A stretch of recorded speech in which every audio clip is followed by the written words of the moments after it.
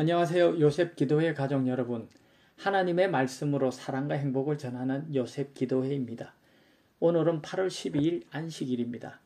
오늘의 말씀 묵상은 전도서 11장 5절 6절과 12장 13절입니다. 바람의 길이 어떠함과 아이 벤 자의 태에서 뼈가 어떻게 자라나는 것을 내가 알지 못함 같이 만사를 성취하시는 하나님의 일을 내가 알지 못하느니라. 너는 아침에 씨를 뿌리고 저녁에도 손을 거두지 말라. 이것이 잘 될는지 저것이 잘 될는지 혹 둘이 다 잘 될는지 알지 못함이니라. 전도서 11장 5절 6절에 있는 말씀입니다. 인생의 정로를 걸어가십시오. 성도 여러분. 폭풍의 나무가 어디로 쓰러질지는 사람이 결정할 수 없을지라도 사람은 할 수 있는 한의 최선을 다하여 폭풍을 대비하고 폭풍의 순응함을 배워야 한다고 전도서 11장은 말합니다. 즉 어떤 역경이 닥치더라도 포기하지 말고 현실을 있는 그대로 받아들이고 용감하게 앞으로 나아가라고 전도서는 말합니다. 왜냐하면 어떤 일들은 우리의 영향력 밖에 있기 때문입니다. 삶은 예측할 수 없는 요인들이 작동하고 있습니다. 그러나 이런 것들이 낙담의 계기와 결단을 상실하는 이유가 되어서는 안 된다는 것입니다. 여건이 부족하더라도 우리가 알지 못하는 하나님의 섭리를 믿고 모험을 감수할 용기를 발휘해야 합니다.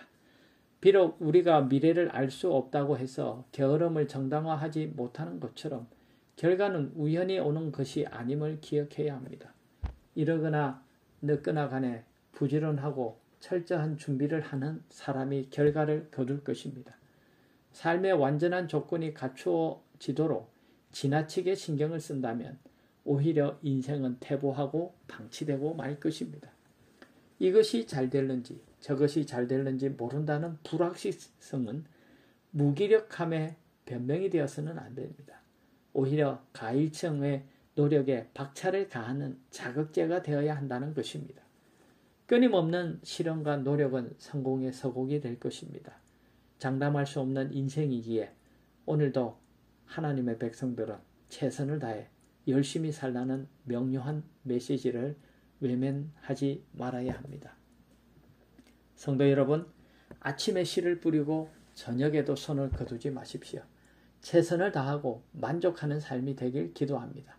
인생의 정로를 걸어가십시오. 묵묵히 정로를 걸어가십시오. 전도서 12장 13절은 이렇게 우리의 삶의 방향을 제시합니다.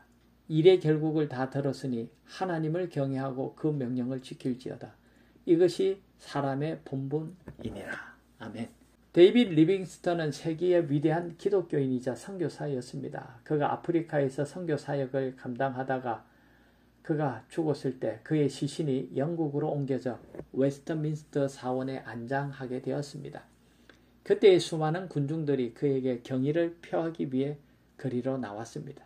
그러나 어떤 노인이 외로이 혼자서 군중들 뒤에 후미에 홀로 서서 가슴을 조이며 슬피 울고 있었습니다. 이 노인은 다름 아닌 리빙스턴의 친구 윌리엄이었습니다. 그는 리빙스턴이 아프리카에서 선교하러 가겠다고 나섰을 때 미친 사람이라고 말한 사람이었습니다. 윌리엄은 리빙스턴이 아프리카로 떠난 후 런던에서 큰 부자가 되었으며 오직 자기만을 위해 살았습니다. 그런데 윌리엄은 리빙스턴의 장례식에 참석하여 이렇게 고백합니다. 리빙스턴은 아프리카에서 고생하고 살았지만 많은 사람의 사랑을 받고 많은 사람이 지켜보는 가운데 명성을 떨치며 이 세상에서 사라지는구나. 그러나 나는 비록 부자라고 말할 수 있으나 소망 없는 세상을 위해서만 살았으니 얼마나 부끄러운가 라고 한탄하였다고 합니다. 비록 리빙스턴은 가난하고 고생하며 선교지에서 보잘것없는 인생처럼 살았지만 하나님과 세상 사람들에게 인정을 받았고 윌리엄은 부자요 세상에서 부러울 것 없이 살았지만 그의 소망은 소망 없는 인생을 그는 살았던 것입니다. 우리 인생은 어디에 소망을 두고 무엇을 위해 살아야 할까요? 전도서는 오늘 우리가 나아가야 할 인생의 방향을 제시합니다. 일의 결국을 다 들었으니 하나님을 경외하고 그 명령을 지킬지어다. 이것이 사람의 본분이니라. 가끔 자신이 잘 살고 있는지 확인해 보고 싶어집니다. 친구들과 비교하고 주변 아는 사람들과 견주어 봅니다. 이 정도면 잘 살고 있어 상대적인 안도감에 스스로를 위로하기도 합니다. 솔로몬은 전도서를 마무리하면서 사람을 쳐다보고 살지 말라고 일갈합니다. 얄팍한 꼼수에 빠지지 말고 하나님을 인생의 기준점으로 삼고 묵묵히 정로를 걸어가라고 격려합니다. 살면서 폭풍이 몰아치는 흐린 날이 많지만 인생의 초점을 하나님께 맞추십시오. 하나님을 경외하는 삶에 충실하십시오. 일희일비하지 말고 영원의 관점으로 멀리 내다보라고 전도서는 우리의 마음을 다독입니다. 인생은 짧고 오직 하나님만 영원하십니다.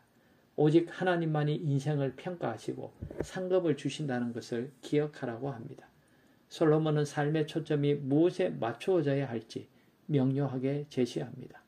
일의 결국을 다 들었으니 하나님을 경외하고 그 명령을 지킬지어다. 이것이 사람의 본분이니라. 성도 여러분, 여러분들은 어떤 선택을 하시겠습니까? 여러분의 삶의 초점은 어디에 맞추어져 있습니까? 정은보감 2권 167쪽은 이렇게 우리에게 엄숙하게 권면합니다. 죽는다는 것은 엄숙한 일이다. 그러나 산다는 것은 더 엄숙한 일이다. 우리 생애의 모든 생각과 말과 행동은 우리에게 다시 나타날 것이다. 은혜의 시기 동안에 우리가 이루어 놓은 것은 무엇이나 영원히 남게 된다. 죽음은 육체를 분해시키지만 품성은 변화시키지 않는다. 그리스도의 재림은 우리의 품성을 변화시키지 않는다. 그것은 오로지 품성을 영원히 변화되지 못하도록 고정시킬 뿐이다. 아멘. 성도 여러분, 한 주간 우리는 전도서의 말씀을 묵상하며 오늘 우리의 이 삶의 노선이 어떻게 하나님을 향해야 될지 묵상했습니다.